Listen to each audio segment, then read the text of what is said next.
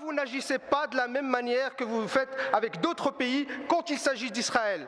Pourquoi, quand on parle d'Israël, vous vous taisez dans toutes les langues? Ça, c'est une hypocrisie sans nom.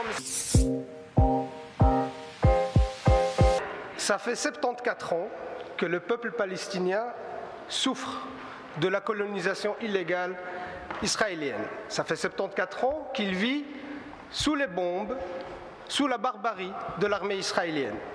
Et depuis le début du mois du Ramadan, cette armée israélienne a agressé le peuple palestinien en Cisjordanie. Elle a intensifié ses attaques. Et en Cisjordanie, on a 23 Palestiniens, dont 3 femmes et 4 enfants, qui sont tués.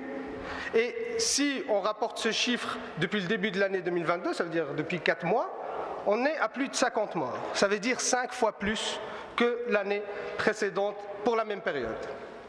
Et aussi à Jérusalem, l'armée israélienne fait des attaques contre les Palestiniens, que ce soit à la mosquée Al-Aqsa ou dans l'ensemble de Jérusalem.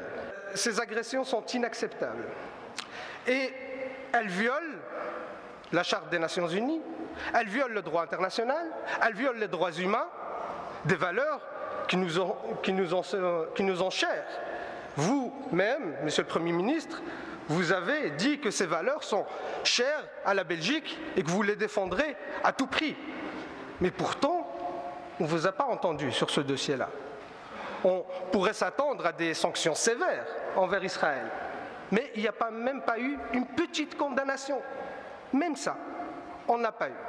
Alors, Monsieur le Premier ministre, je me demande qu'est-ce qu'il faut pour que la Vivaldi réagisse à ces agressions israéliennes.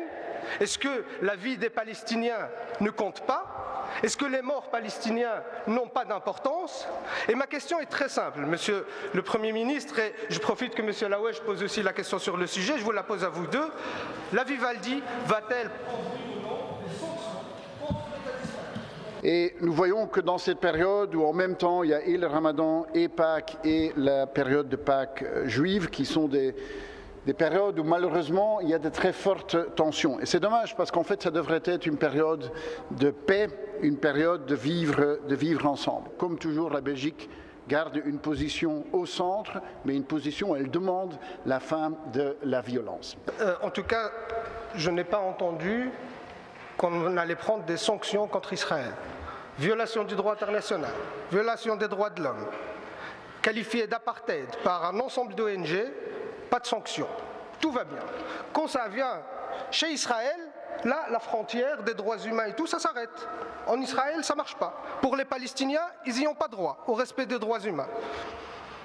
J'en prends acte, monsieur le Premier ministre. Vous parlez d'un vivre ensemble dans une période comme celle-ci. Comment peut-on vivre ensemble sous l'occupation, monsieur le Premier ministre? Comment pouvez-vous dire une chose pareille? Il y a un peuple qui est maltraité, occupé, et vous vous appelez au vivre ensemble. C'est quoi ce deux poids, deux mesures? Pourquoi vous n'agissez pas de la même manière que vous le faites avec d'autres pays quand il s'agit d'Israël?